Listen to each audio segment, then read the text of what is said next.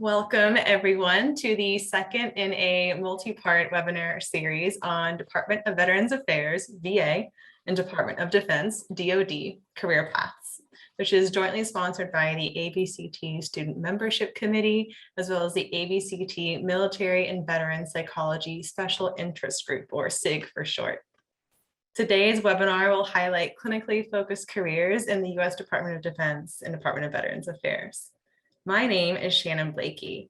Within ABCT, I serve as chair of the ABCT Student Membership Committee, as well as the Young Professional Liaison for the ABCT Military and Veteran Psychology Special Interest Group. I am just so thrilled and honored to be able to introduce our three panelists today, who are experts in delivering clinical care and administering clinical programs aimed at improving the health and well-being of U.S. veterans and service members. Dr. Josh Breitstein is a staff psychologist in the Primary Care Mental Health Integration Program at VA Puget Sound, American Lake.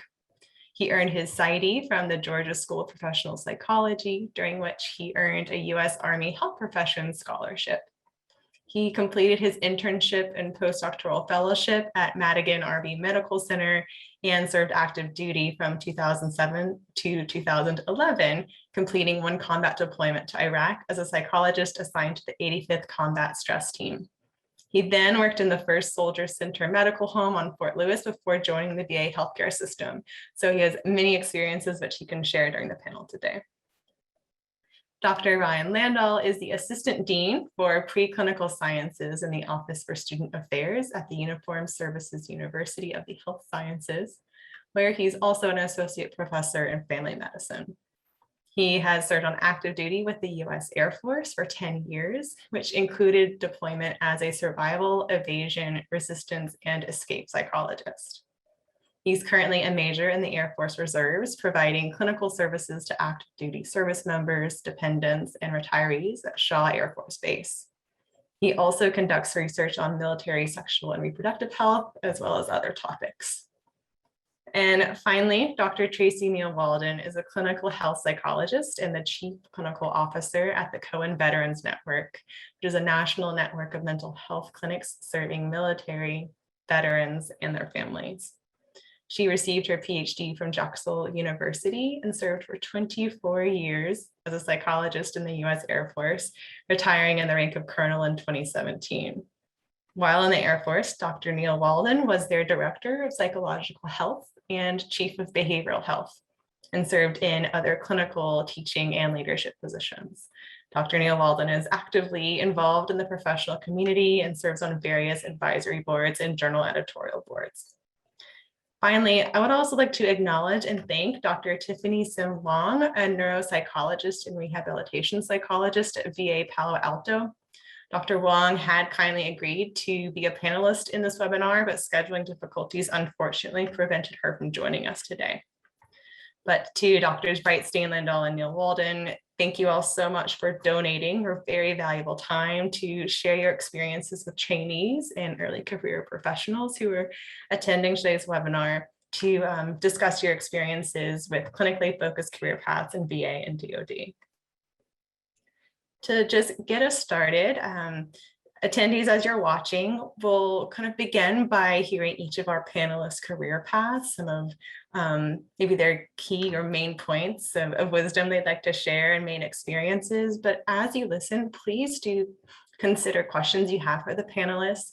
If you enter them into the chat box, eventually I will go ahead and shift over and we'll collate those questions and pose them to the panelists on your behalf. So we really welcome and value your questions. They keep it interesting and relevant to you. So please feel at complete liberty to submit anything in there, and I will do my best to incorporate all of them in today's discussion. But first, just to get us started, and perhaps we can go alphabetically, could you each please take a few minutes to describe how you arrived at your current position, Dr. Breitstein?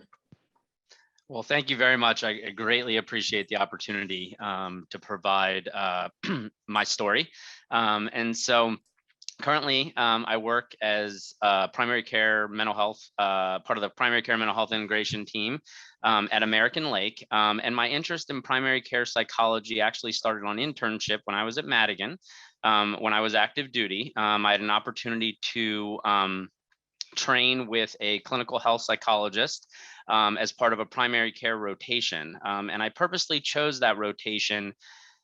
So I was on internship in 2007, and I knew I was going to get deployed as soon as I got my license. And so part of what I wanted to do was to be able to learn brief behavioral medicine type interventions, because I knew in a deployed setting, I would have to provide multiple clinical hats. And so by learning primary care mental health and also being trained as a generalist psychologist and then a military psychologist trained in combat stress, it provided that very unique kind of diverse skill set.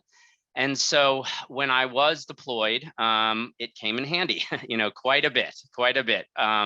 And so when I came home from Iraq in 2011, as Shannon indicated, I had a unique opportunity. I was coming off of active duty.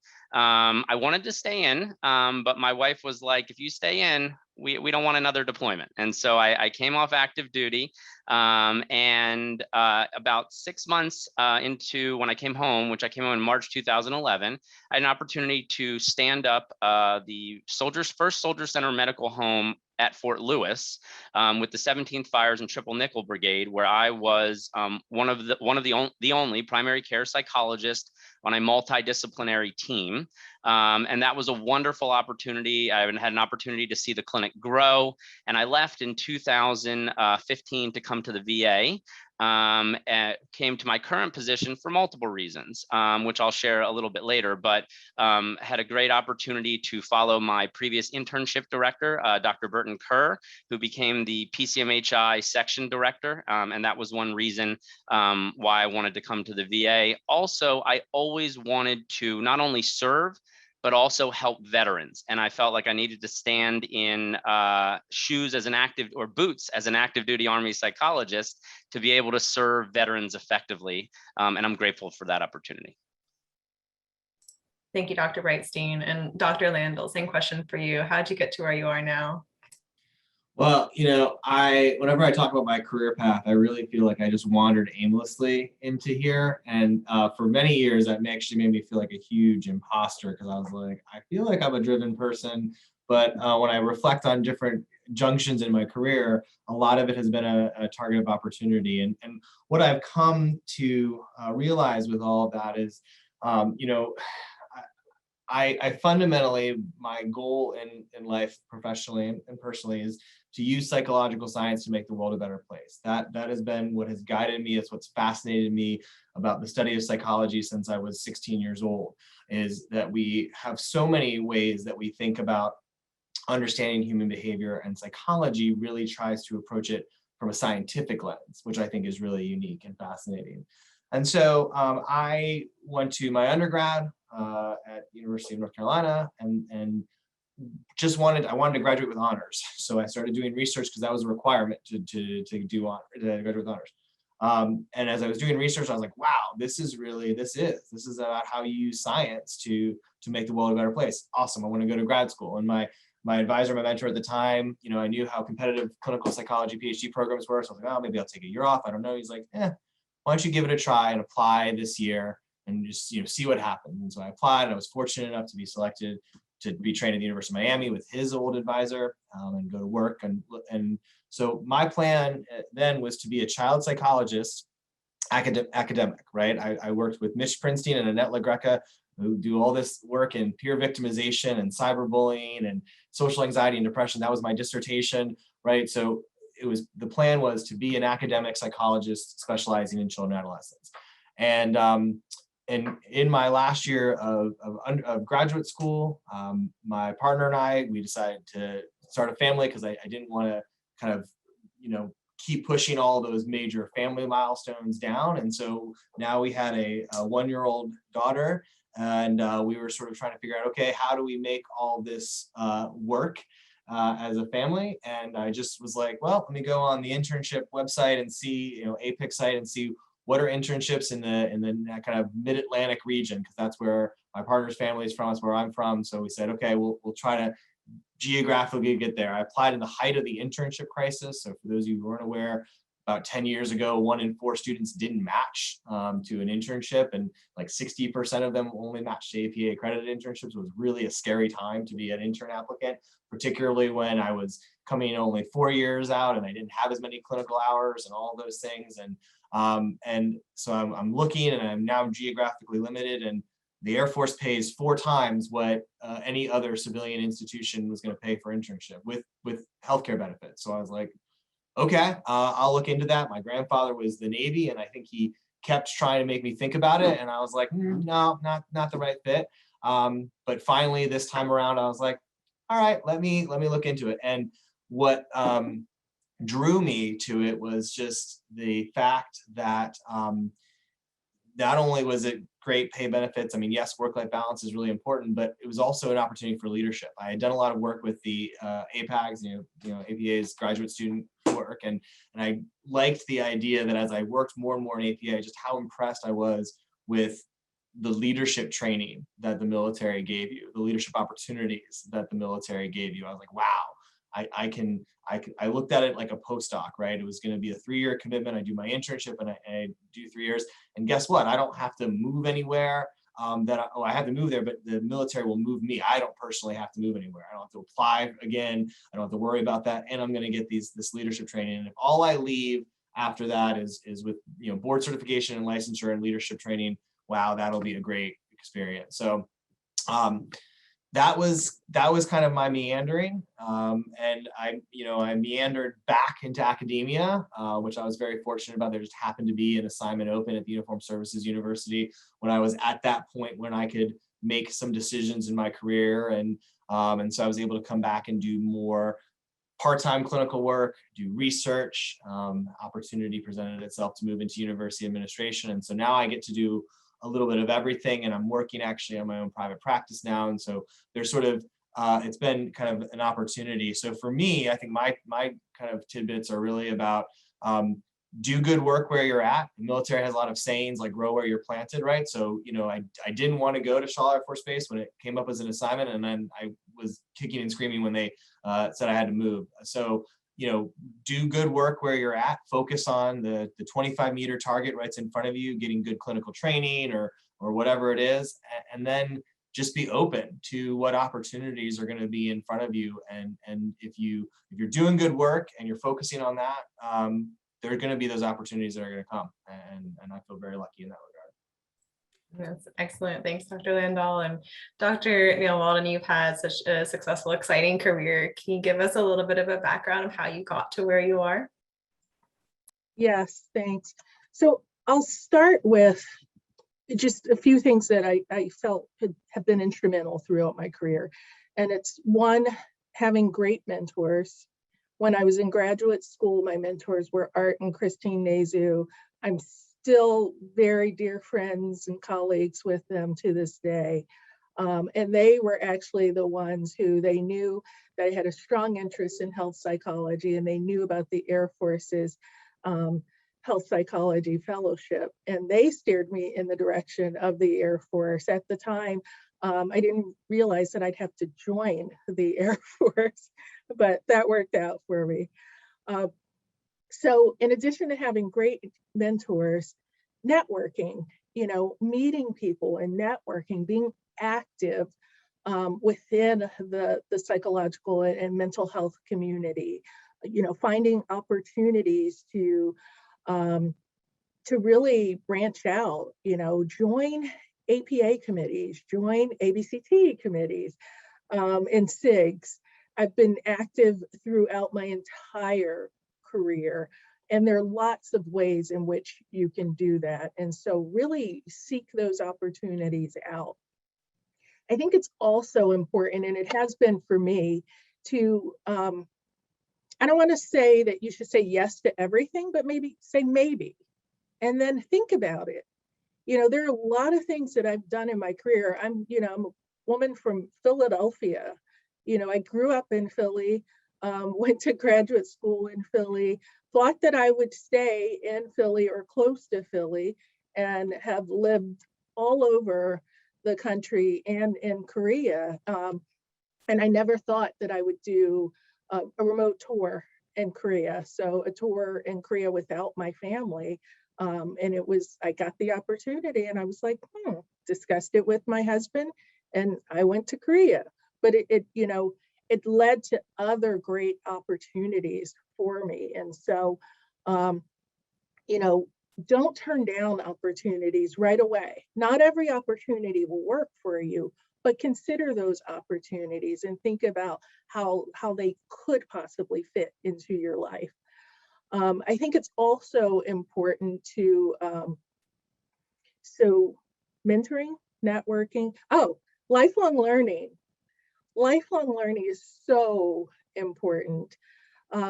And figuring out where to fit additional learning into your career. For those of us, all three of us on the panel were active duty. So when you're active duty, there's additional learning that you have to do, leadership training that you have to do to continue to be promoted. But I encourage folks to figure out other ways to grow and learn as a psychologist. For me, it was doing the health psychology fellowship. I actually did it a little bit later in my career than most people do a postdoc. I was already licensed and I did some leadership opportunities first so that I could continue to be promoted, and then applied for the postdoc. I was probably the highest ranking postdoc, and I actually, in terms of rank, I outranked a few of my supervisors, but it was a learning opportunity for me. And so I knew that those supervisors had more knowledge in the area of health psychology than I did. And so the rank didn't matter. And even now in my current role as the chief clinical officer for a national network of 20 clinics, we'll have 25 within the next year, I still continue to get additional training. I'm doing a certification, a leadership diversity certification through Cornell right now. So I think it's important to continue to grow, continue to learn, be flexible, and to consider all opportunities. Well, thank you all for providing that context. Like I said, all three of you have served active duty and have had really diverse career trajectories moving forward in academic settings, VA clinical settings, healthcare administrative roles. It's just so exciting to have you all and thinking about all the stages and settings of your professional training and activities to date. What would you say have been some of the most rewarding aspects, as well as perhaps some of the more challenging aspects? And you can interpret that as you will, personally, professionally, bureaucratically, however you choose to respond. And maybe we can just go in the same order for this one as well, Dr. Breitstein. Sure. So I think I always wanted to serve. And ever since I was a little kid, I always wanted to be in some form of the military. My mom, just a little aside, we lived in Florida for a period of time and we had a ton of tropical plants. And my dad, who served in the reserves during Vietnam, still had his uniforms. I used to put them on as a kid and crawl through the plants. So I always wanted to serve. And when I found out that I could serve as a psychologist in the military, it brought those two interests together. And so I think some of the most rewarding aspects have been, again, my lifelong desire to serve some aspect of the military. And then as I got interested in psychology, to combine the two has just been amazing. I was in the military a shorter time than some of the other panelists. I was only in for 4 years. And so I was thankful and scared at the opportunity to deploy to Iraq in 2010. It was a very wonderful opportunity in the sense of being able to help and lead and mentor a small team. So I was on a larger combat stress team, and I had a team of 3 mental health techs and 1 social worker.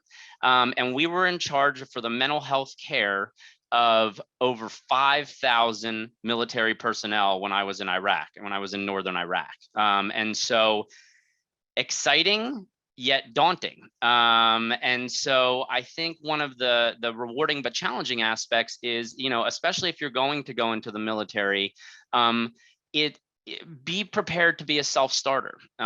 Be prepared to be able to initiate various kinds of programs from the ground up on many levels. I mean, you know, when you come into theater and you come into a combat zone, I was in charge of setting up a clinic and running a clinic there. And so, although that is rewarding, it's also extremely challenging. And one of the reasons why I decided to come to the VA, at least from my experience in the Army. I don't know how it is in the Air Force, although we would love to go to the Air Force compound in Iraq because you guys had all the wonderful goodies that the Army didn't have. But I often was alone a lot of my career as active duty, meaning, yes, I had techs, yes, I had some support, yes, I had mentors, but as my role in Iraq, being in charge of a small team, being on call 24 hours a day for 13 months, that was harrowing at times. And also in addition to being exposed to my own level of combat while I was deployed. And so those challenging aspects made me grow as a person. Also on the DoD side, when I came back from deployment and also just in primary care behavioral health on the DoD side, oftentimes you are a lone psychologist in a clinic. And one of the reasons why I decided to come to the VA, at least at the medical centers, is because it was the first opportunity to become part of a team of primary care psychologists. So I'm on a team of a team of 13 now, and we're growing, of several psychologists, social worker. We have 2 consulting psychiatrists. And finally, for the first time since I was licensed in 2010, I finally feel a little bit less alone on some level. And that is, I'm very thankful for that experience.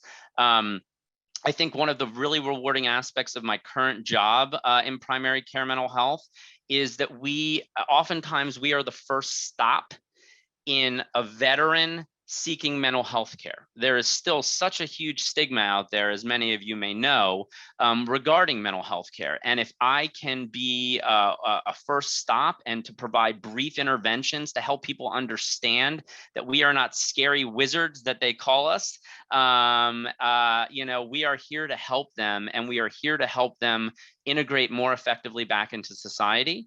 And I think also being a veteran myself and also being a former active duty, it really provides a connection. Not that you can't connect if you don't have those experiences, but it really provides an instant connection. So one thing I would recommend to folks, particularly if you are on pre-internship, if you're a student, is really thinking about doing a health professions scholarship in the military.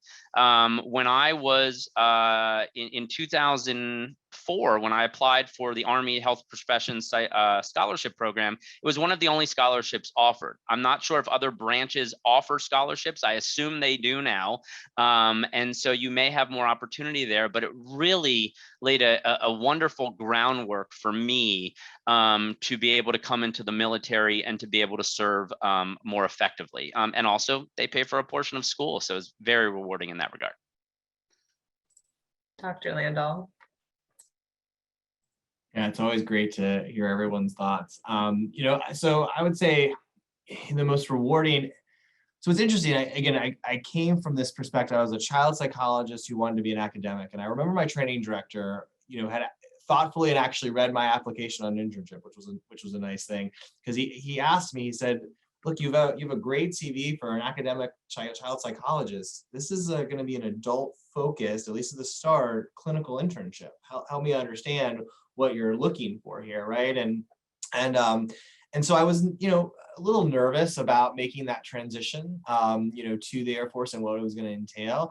And what I came to realize really quickly is I was like, you know what?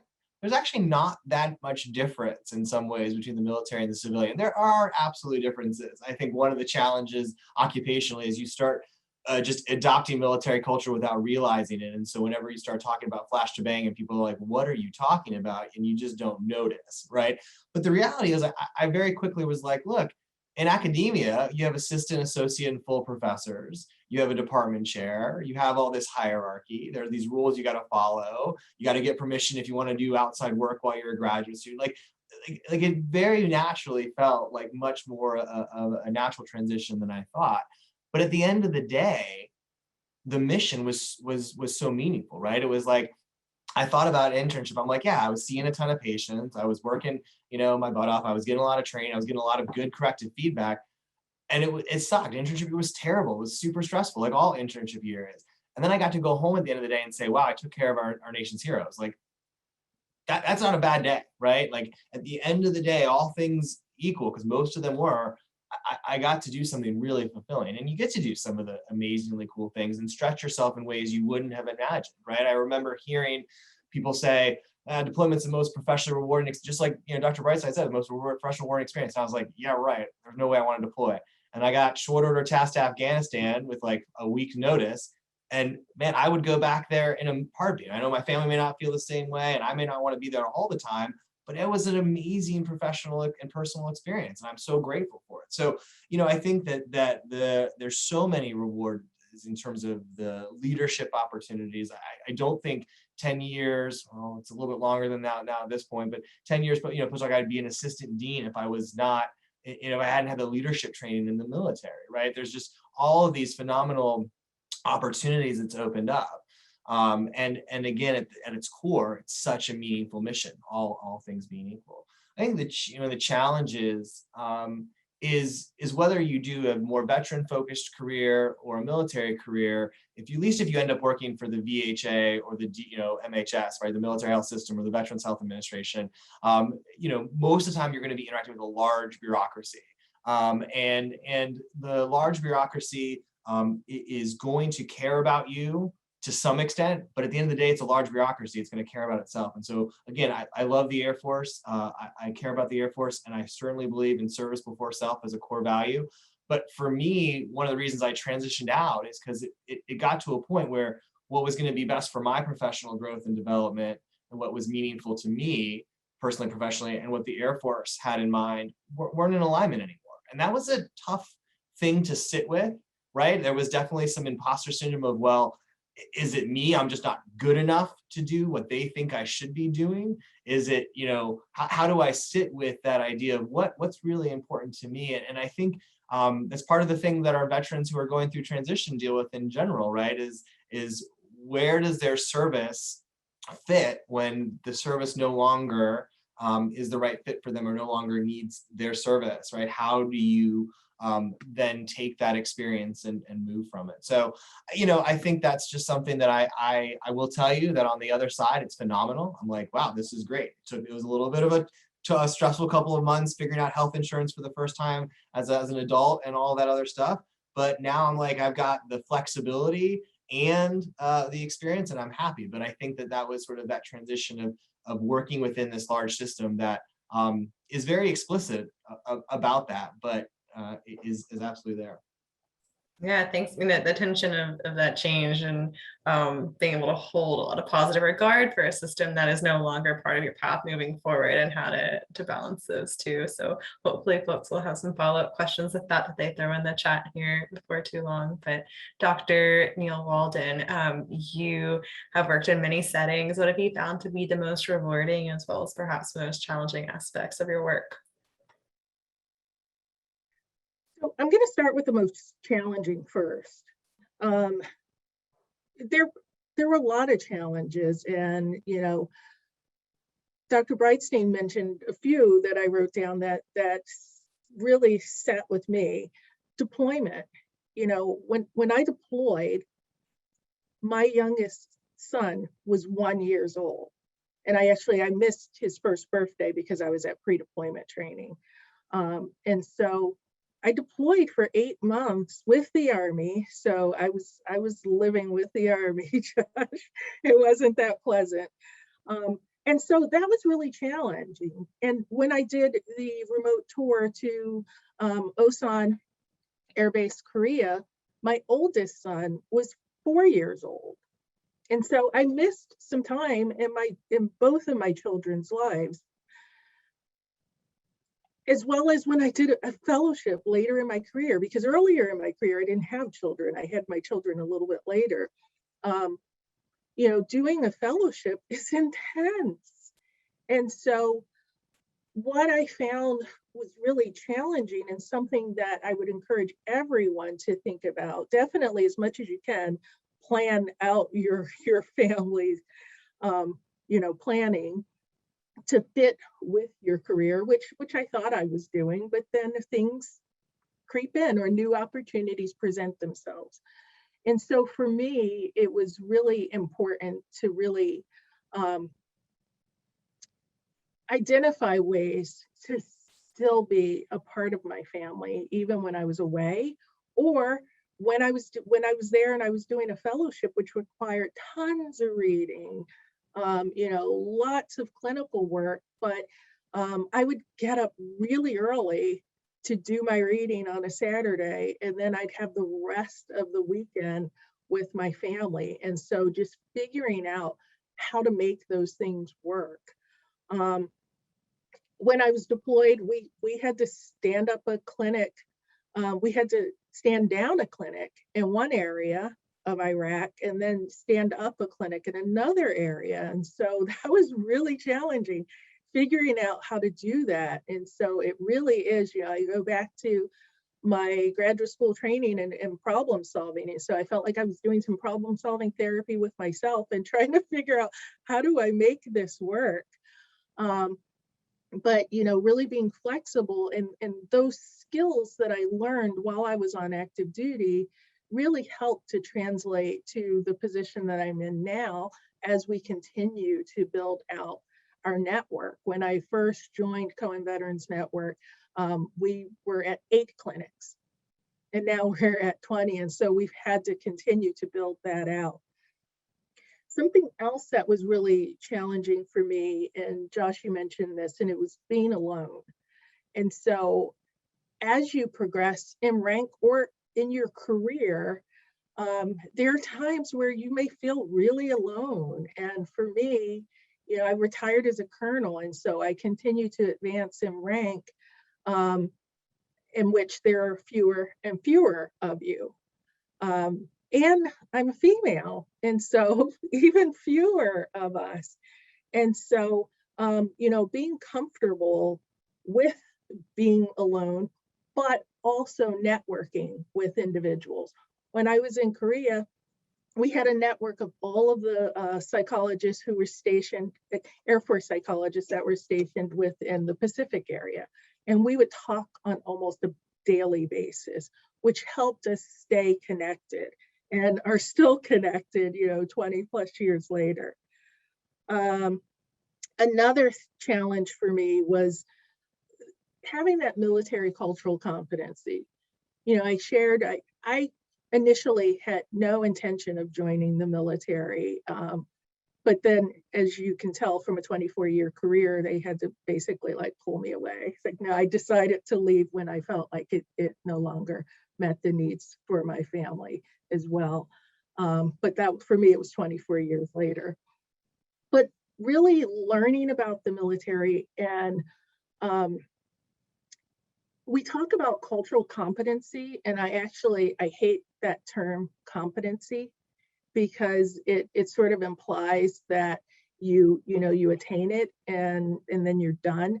But it was really about cultural humility, me learning about the military and the Air Force. And then of course I had to learn about the other services, especially when I was sitting there with the other services while I was deployed and living with the other services while I was deployed. And so really just learning about each other was really important, but was a challenge.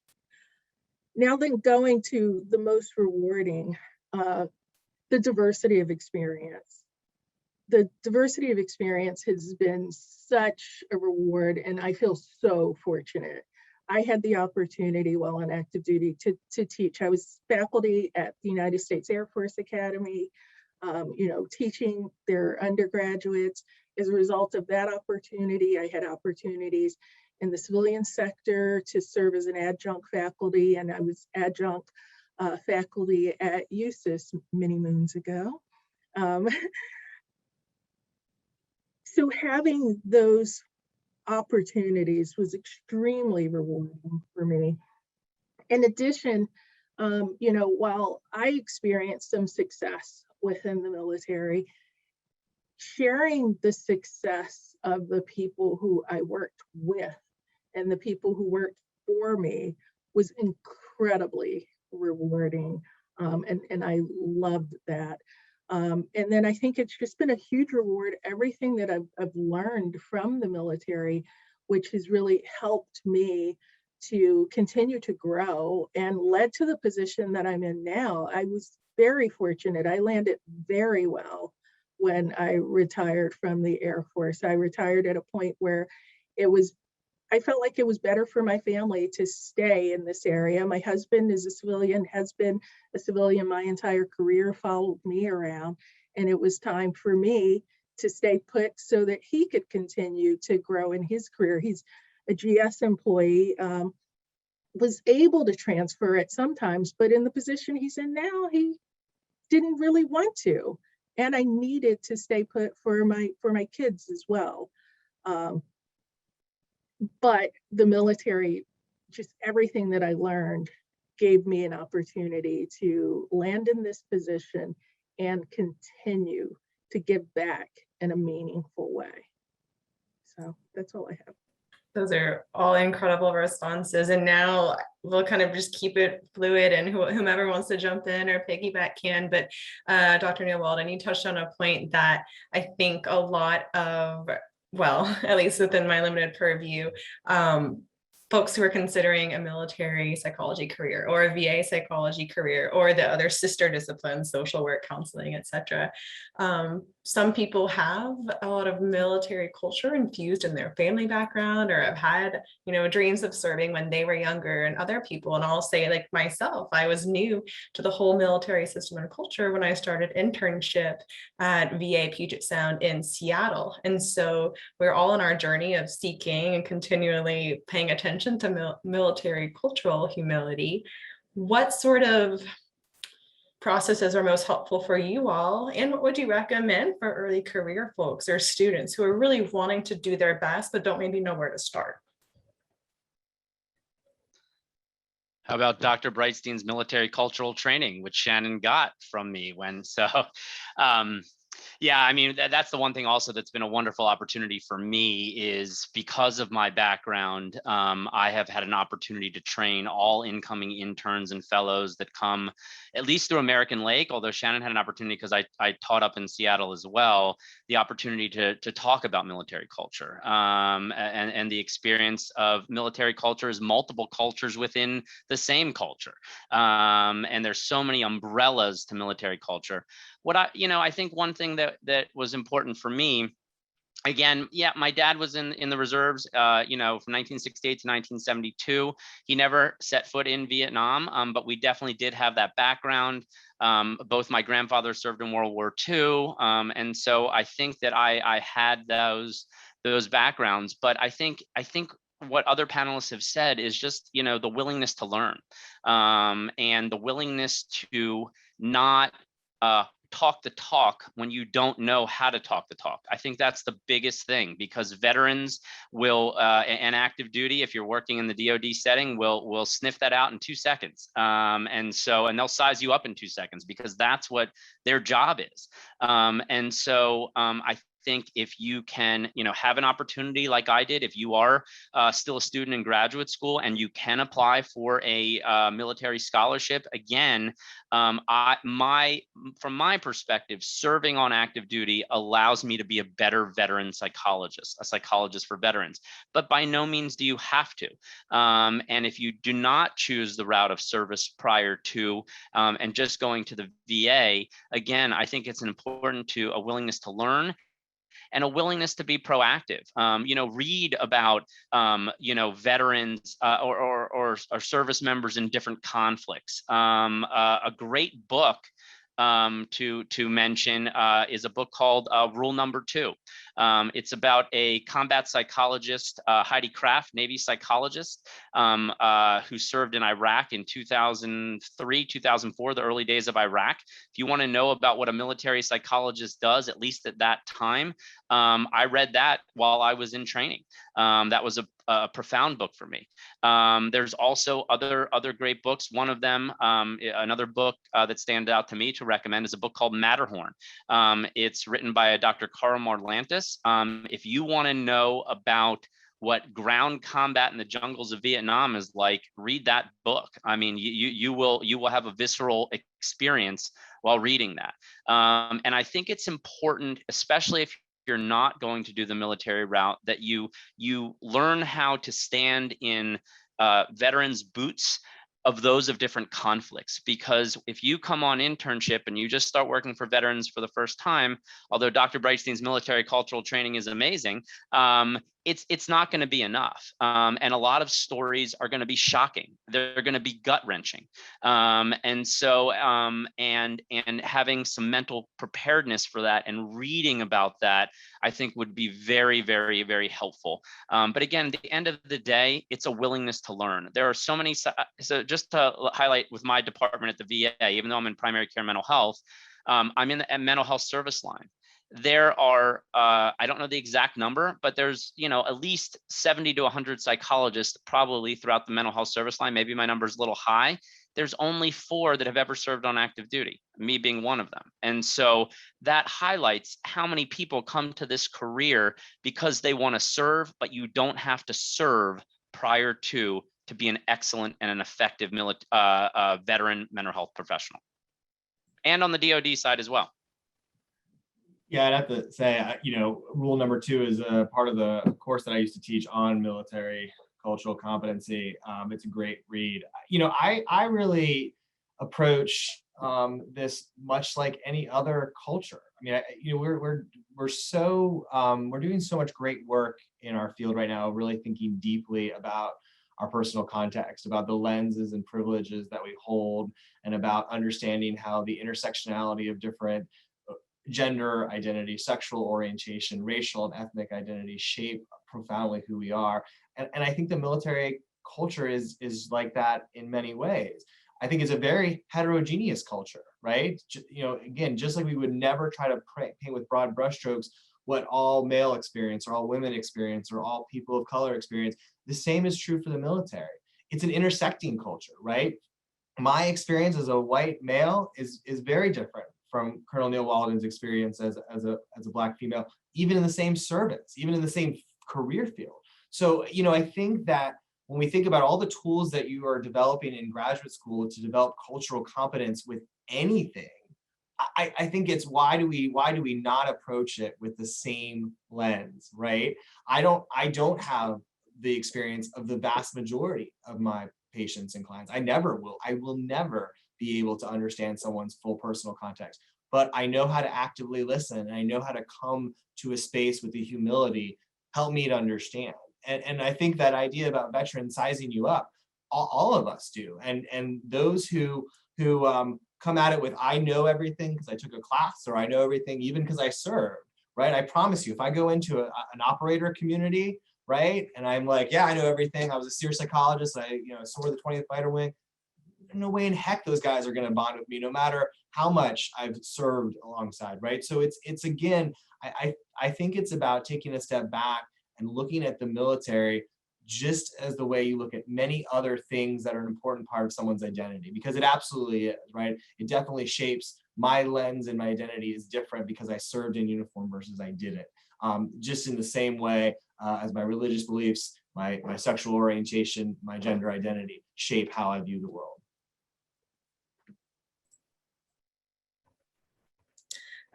Thank you, and Dr. I don't have anything else to add to that.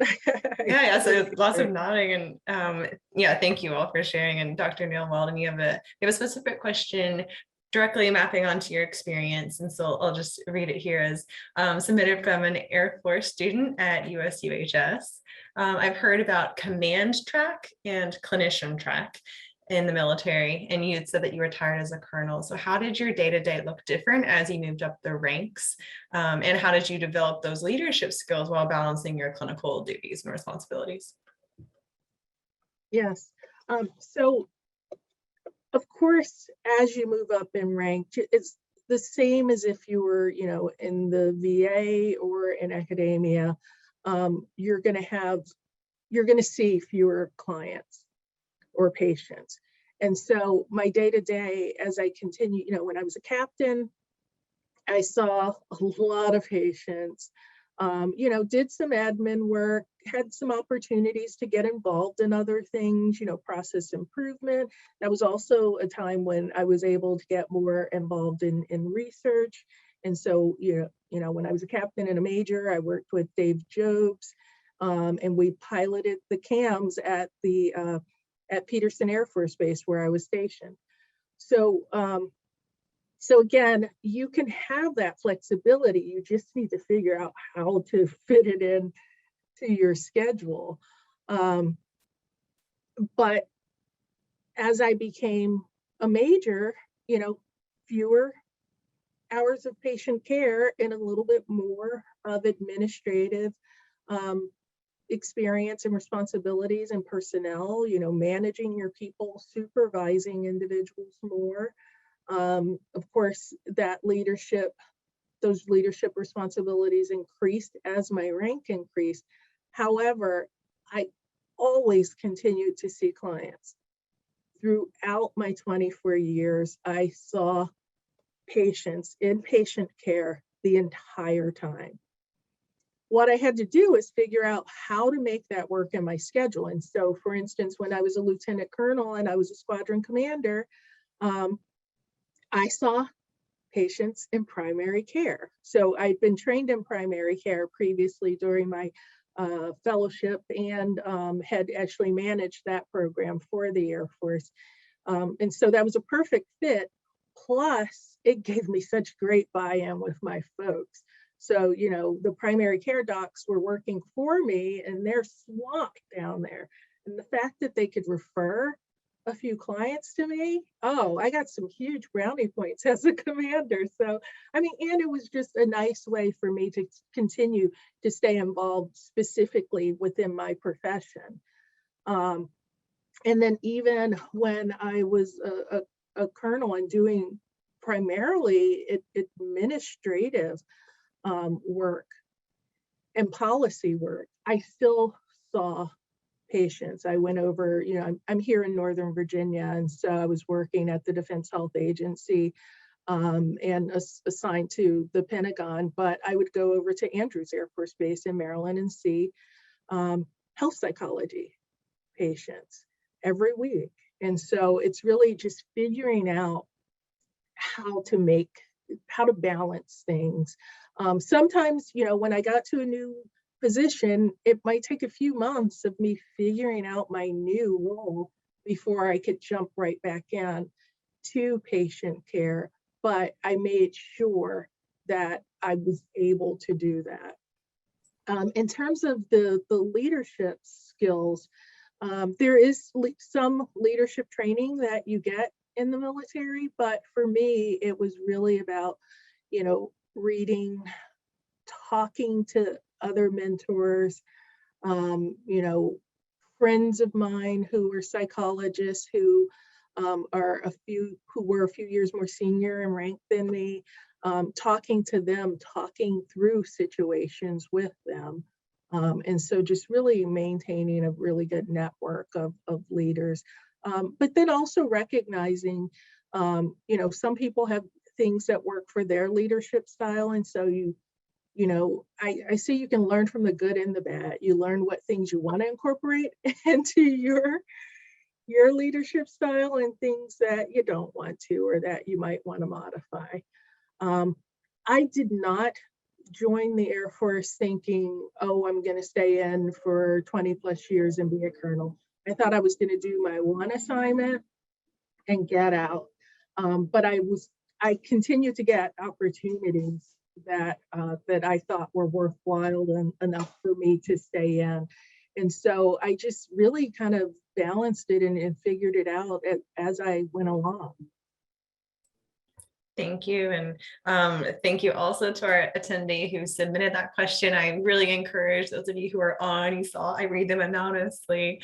So please just submit anything you have, since we have these experts on call donating their time in this way. And similar to the question posed to you, Dr. Neil Walden, but for all the panelists, you are participating in professional service, so sharing your kind of guidance and experiences with early career folks and students. And how else have you been maybe thinking about your current role and your current position? How do you balance or weave in activities across clinical activities, research efforts, policy, advocacy, administration, all the different sorts of things that we can do as psychologists in your current position?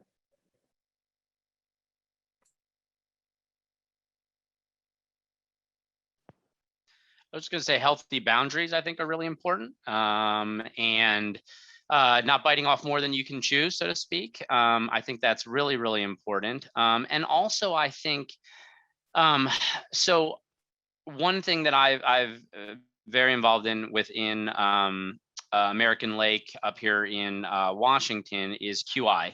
And I think that's really, really important. Also supervision.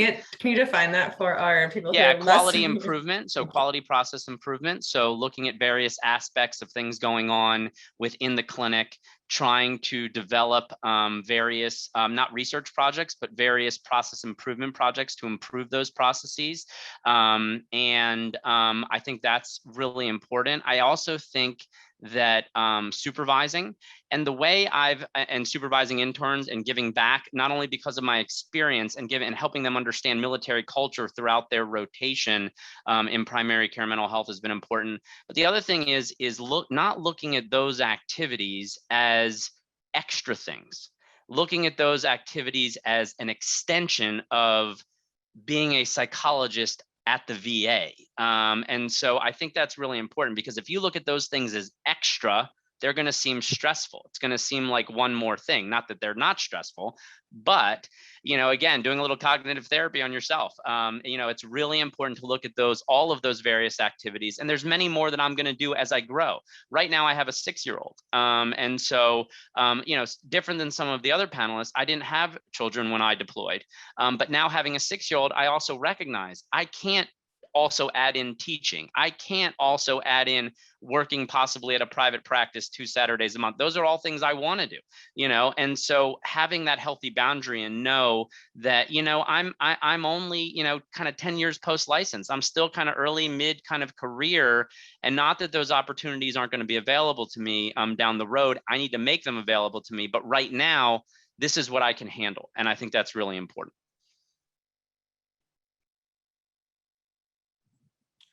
I think the other thing that I will add, I guess, is I talked a little bit earlier about this idea of the 25-meter target. I feel like a lot of early career professionals and graduate students, and I think I include myself in this, really want to do everything, to start. And, and I would actually, so Mitch, my advisor from Carolina, Mitch Prinstein, said, in academia, there's service, clinical work, research, there's this teaching, there's these kind of pillars of what you do. And he said, pick 2, and in 10 years, you can add a 3rd. And I was like, yeah, no, I'm gonna ignore that entirely. And it was to my detriment, right?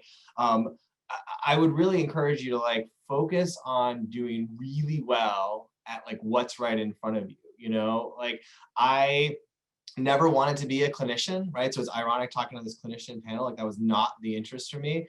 And, my buddy and I were talking the other day, we're like, man, I really miss those days when I was a young captain and my only job was to see patients. That was the only thing I was asked to do for the military, because you got really good at it. And you got really good at it because you sucked at it. You made a bunch of mistakes and you said the wrong thing to the commander and you got this, all these things happen, and then you'll learn from that. And I really worry, if you rush that phase, it's a lot harder when you are the commander, right? Or when you are leading those folks to avoid those mistakes. And those mistakes cost more at that level. So it's get that experience now, right? Like I tell the students that I work all the time that, you know, excellence comes from our response to failure, not our lack of it, right? So like embrace that failure as a means for excellence, how we get to excellence. And so I really I think that focusing on those things, failing fast, learning from that, you know, soaking up all those experiences, allow you then, when the opportunities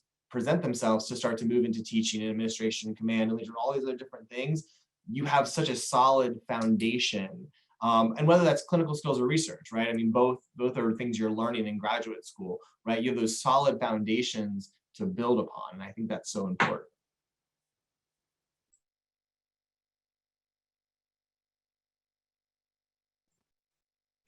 Yeah, the only thing I would add is really fits what Dr. Brightstein said about, you know, having healthy boundaries, but realizing that being a psychologist does mean doing other things. And so, you know, being active within the psychological community is really important, but you have to decide how many additional committees are you going to be a part of. And sometimes you may, you know, like Dr. Landahl said, you know, you may pick too many things at first, and then you have to reel yourself in, but figuring out what really works for you and what's going to allow you to grow. And that's how I've looked at all of my opportunities. How can I grow from this, and what can I give back? Thank you all. One of our attendees has asked if any of you have experience working with service members or veterans who have interacted with the criminal justice system. And if you have, if you'd be willing to kind of share your experiences there, what helped you, or if you've not, but are aware of what sort of experiences would be helpful for someone who wants to move in that direction, what would you offer or recommend? Yeah, so at the VA, there are veterans justice outreach coordinators.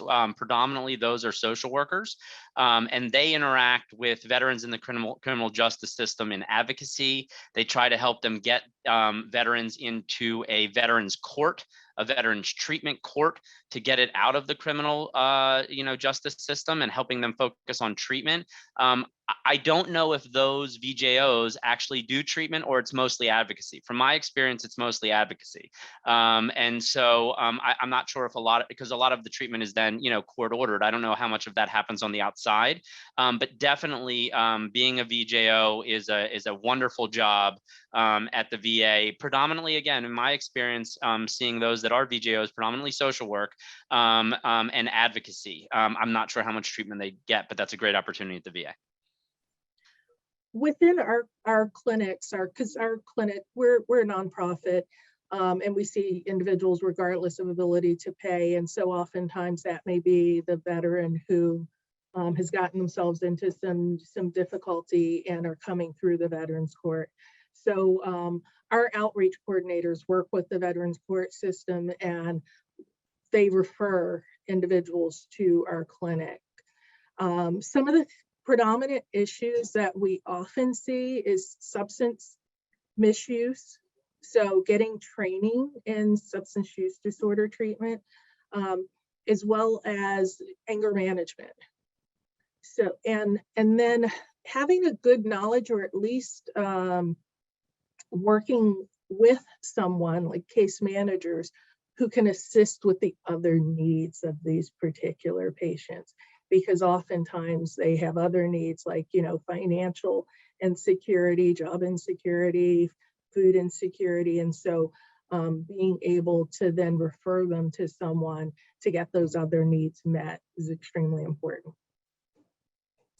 And I'm not technically a panelist, but for you who posed the question, I did get the opportunity to provide, as a psychology intern, therapy services to veterans who were involved with the criminal justice system on my substance use disorders clinic rotation. And so in terms of best practices, I mean, it's delivering the best care that is person-centered and recovery-oriented and multiculturally informed. So I think all the things that we strive to do, but what became especially critical to Dr. Neil Walden's point was interdisciplinary collaboration. So working closely alongside and on the same page as the social workers and nurses and other members of the veterans care team, which I think raises a really exciting point of in larger systems, especially if you're the only representative of psychology on a team, you're working with colleagues from other disciplines or in DoD, perhaps not even healthcare professionals, but you're working with military leadership. So what has been maybe some of the most insightful learning experiences of working in a positive way with other professionals, broadly speaking?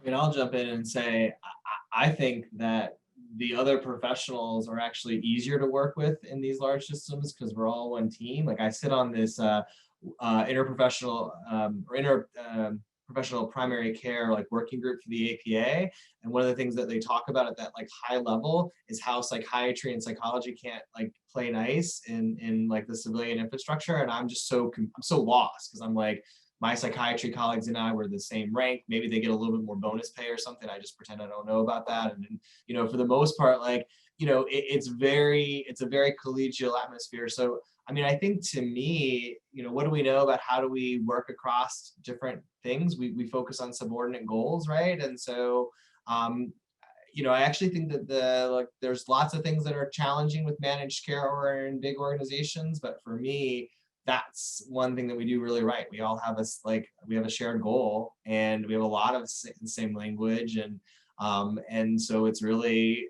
you know, been fairly easy for me in that regard. But I think it comes from like, again, that like, hey, help me to. I'm a big team player. That's why I like the military and the DoD, and I think it would be a different experience if I came in like, I'm the psychology expert, I know all this about these things, and there's nothing that you can contribute for me, which is just not how I think. But I think that is sometimes how we train in our guild to think about ourselves as experts. So. I was just going to say also along those lines, I think working in primary care, obviously, you know, I interact with physicians, nurse practitioners, nursing, you know, all different professions all the time, pharmacy.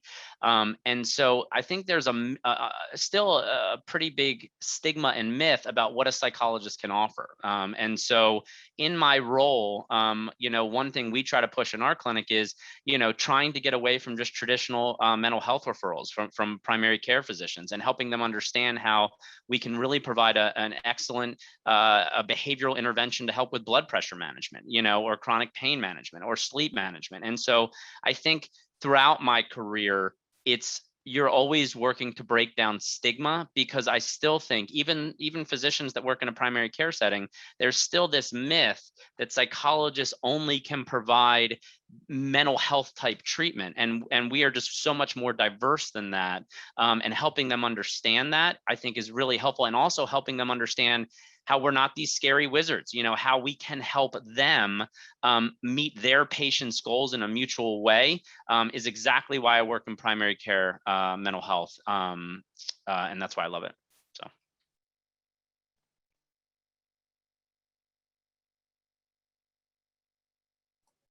What would you say, what training experiences, whether they were formal or didactic courses, experiential learning, consultation and mentorship, do you think best prepared you for your career track? Keeping in mind that we probably have a lot of students, people who can really shape the trajectory, and what are maybe, if they were to prioritize opportunities within the bounds of their degree requirements, what do you think best prepared you, or what do you wish you had done to be better prepared?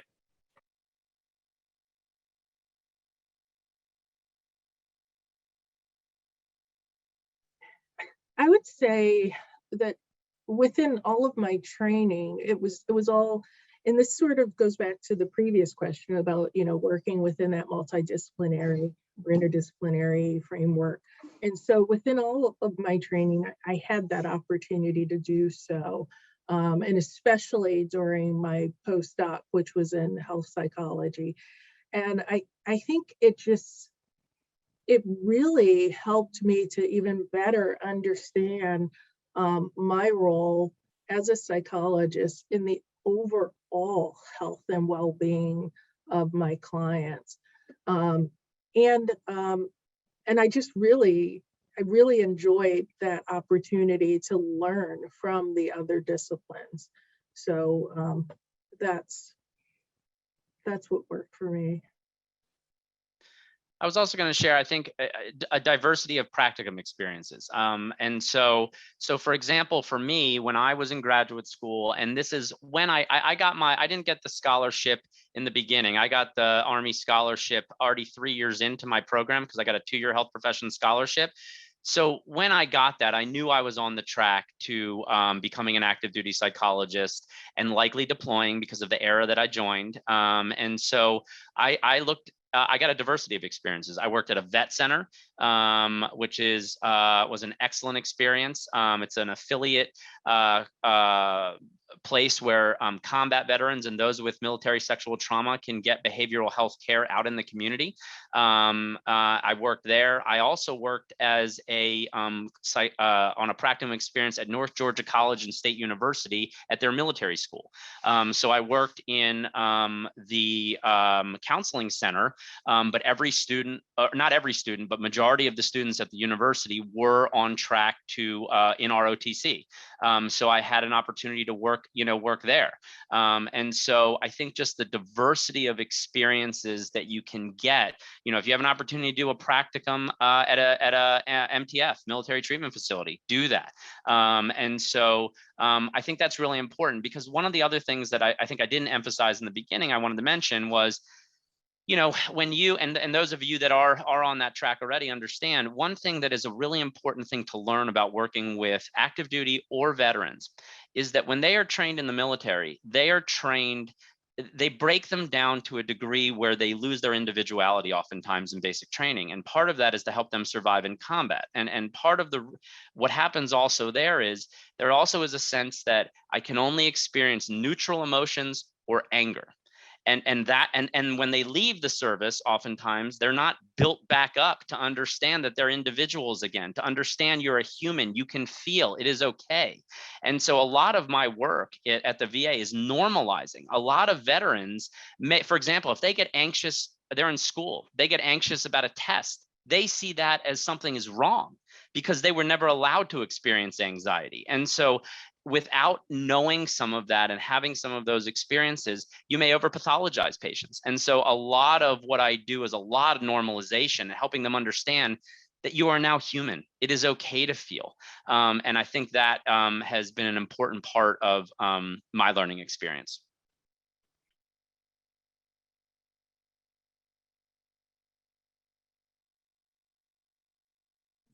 I don't know that I have a whole lot to add. I mean, I'll just, one thing I will reassure for any of you who don't have, I had 0 military or veteran experience when I applied to internship, and it worked out. So I think that the key is thinking deeply. I mean, everyone, if you're a student here, you're learning critical thinking, whether you're in a graduate degree price. I saw a couple of questions on MSW programs, or whether you're in a doctoral program, like you're learning critical thinking. And so, thinking about how do I draw connections, right? When I was in child psych, we learned about the Bronfenbrenner social ecological model, right? It's a systems-based module that we have the individual at the center, and what happens to a child is a product of their, relationships with their parents and their friends, but also what's going on in their parents' workplace, because that influences how the parents parent. And when I got to the military, I said, oh, well, when a service member's at the center, what's influencing a service member could include what's going on in their commander's home life, because that's going to influence the relationship between their commander and them, right? And so understanding that there's a lot of parallels in the human condition, right? There's probably more parallels in the human condition than there are differences, but we struggle to have that language. So I think that's the biggest thing is, I felt intimidated about not having any military veteran experience, and I think that when we feel intimidated, we feel like we don't belong, we tend to try to pretend that we know what we're doing. And I would say instead, step back and say, well, what do I know? And what don't I know? And to be okay with that. And I think that if that happens while you're in grad school and you have the opportunity to get some military veteran practicum, great. If that happens in your internship, great. If that happens at your postdoc or your fellow, it's never too late to say, this is what I know and this is what I don't know, and let me fill those gaps. gaps. And I think that that's always a good way to think about it. Thanks. And I will just add my little bit on top of what Dr. Brightstein said of the various practicum opportunities. If you are training near a VA medical center, or perhaps even some CBOC, which is a community-based outpatient clinic, and have the opportunity to complete a practicum or create a practicum at the VA, I would, and you're even considering dancing with the idea of a military or veteran psychology career, I really encourage you to talk with your training director, your DCT, to communicate with the appropriate leadership at the VA to see if that can be created. Personally speaking, I did that during graduate school with the Durham VA Medical Center in North Carolina. That practicum still exists and it's grown. So I think there's a lot of opportunity there. And eventually I'll put my email in the chat box, and you're welcome to reach out to me if you'd like to do that at your institution and want some guidance on how I was able to do that. Because I do think, yeah, like everyone has said, being open to learning and getting your feet wet and taking initiative is probably just a really good professional recommendation in general for getting where you want to be. Another thing before I pose the next question, if you've submitted a question in the chat box and I have not read it, it's because it's not popping up on my end. So please make sure that the host is included in your to chat, or that it goes to everyone, and I'll read those out. For you three, however, what do you see as the future of DoD or VA psychology? You know, we have this incoming cohort of junior psychologists. What do you think their career or demands will look like by the time they're early or mid-career?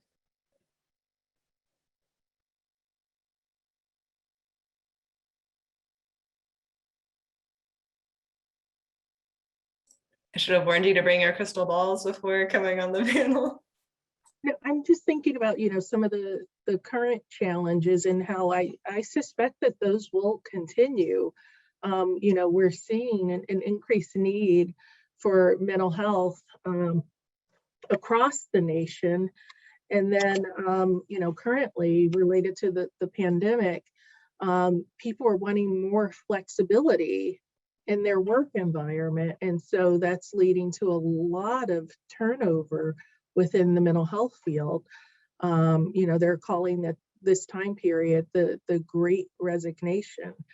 And so I think that there needs to continue to be an emphasis on evidence-based care, targeted treatment, and looking at various treatments. We do briefer treatment within primary care, but there's some other models that are even shorter.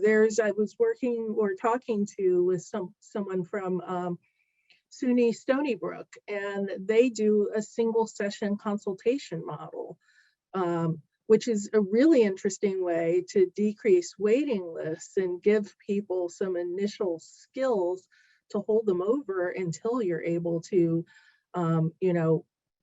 see them for a longer period of time. Or for some individuals, that may be all they need, because some people, we know that most people drop out of care after the first visit anyway, but this is really targeted to focus on providing them some skills and using behavioral activation to improve the individual's overall mood.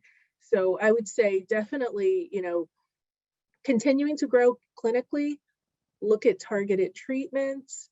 And I think that all organizations, DoD, I don't know how DoD will do it, but perhaps VA, and then, veteran service organizations and nonprofits like ours will have to look at what are some flexible models so that we can hold on to those good, well-trained employees.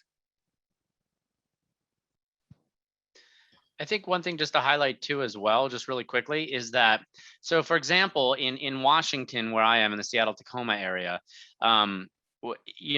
obviously the VA is not able to meet all the care demands. And so the other way to think about some of this too is you may be able to work with veterans and active duty without even doing an internship at the VA.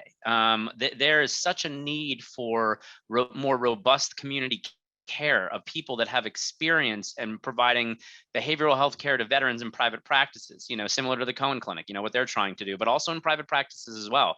So that would be something to highlight, is that you don't necessarily have to go in the track of doing a VA internship, go in the track of doing necessarily something DoD, because there's opportunities to work with the military and veteran community as well in the community. And that's an important thing to emphasize. Very good point. Statistically, the majority of veterans receive their care outside of VA. So he raises an excellent issue. We probably have time for one more question. I wish we could just talk on way more time to talk about it, but this the idea of kind of returning back to intersectionality, specifically within military and VA settings. The idea of identifying as a woman operating in a male-dominated space, or perhaps masculine-dominated culture. Speaking of your personal experiences, Dr. Neil Walden, how has it been relevant for you or salient for you, and how have you navigated that? Well, it's been very salient. I mean, I've often been the only one in the room for various reasons, gender, ethnicity, now age, as I continue to get older. But I've navigated it by just continuing to learn and grow as a psychologist and do the best that I can in my job and profession. And I think that has shown through. And then, then people begin to look at you for what you bring to the table and not focus on the other aspects. There were multiple times, when I became a commander, I remember I showed up to check in, and, a young airman assumed that I was a nurse, or then he said, "Oh, well, you must be the chief nurse." And so then I was like, "Well, no, I'm the commander." Just kind of taking that in stride when people make assumptions. At that same installation, my husband, a lot of people knew him, and they would refer to me as, "Oh, you're Jeff's wife." And I was like, "No, well, yeah, I am Jeff's wife, but I'm also the new commander." And so, just taking it in stride, getting to know people, and making sure that they know what you bring to the table. I've had to do that in ways to help people feel comfortable with it too. Not, presenting myself as a know-it-all, but just really showing them what my expertise was. And so, doing that through working with interdisciplinary teams, and showing them my value, and just getting myself out there and being known within, for me, when I was on active duty across the base, but also, in my professional world, within the profession. One area where I found it a little bit more challenging, and I think because it's a little bit more male dominated, was when I worked with other services, specifically when I was deployed. But again, just jumping right in there and showing them that, you know what you're doing, and that you're a part of the team. Have you also used social supports in your personal network as well as professional mentoring networks to kind of navigate that without being an island? Oh, absolutely. Mm-hmm. Absolutely. I have some great girlfriends who we get together. We were, I was fortunate at one location that I was stationed in.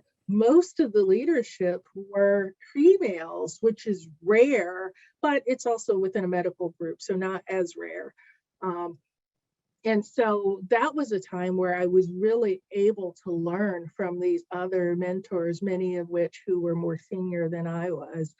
And so really learning from them, staying connected to individuals, and learning from, you know, I don't want to just say that you have to learn from your same gender. I learned and had great mentors, you know, of various genders, gender identity, rank, as well as different branches of the service. And so learning and working with individuals and you know, talking to folks when I was struggling a little bit to help figure out the best way to navigate situations.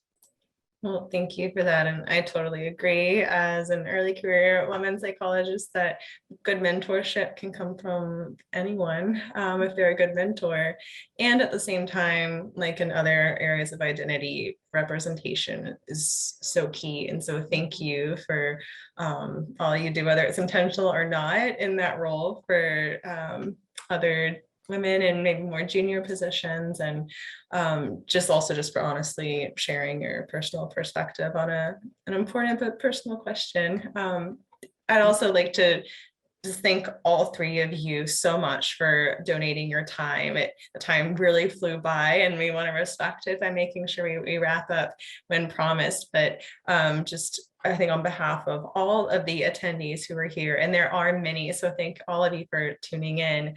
This was incredibly valuable. For some people, this might have been the first time they've got to hear from the mouth of someone who's working in a field, in a space that they're curious about but don't know how to access. So thank you for sharing your perspectives. My email is in the chat. If anyone wants to follow up, please do feel free to reach out to me, and I can redirect or show you resources to address your question as appropriate. And then finally, this is just one of many professional development resources that ABCT as an organization has been doing. This is in our military and veteran psychology kind of specialty offering, but there's so much around getting into graduate school, succeeding in graduate school, choosing and succeeding in career paths. So I really hope that you'll visit the website and consider joining ABCT if you're not currently a member. We have so many ways of getting involved. And I joined the minute after I got accepted my graduate school invitation, and it's certainly been my professional home ever since. So please do consider joining us. We really care about your development and success as a professional throughout your trajectory. So with that, thank you to our panelists, and everyone have a wonderful Friday and weekend.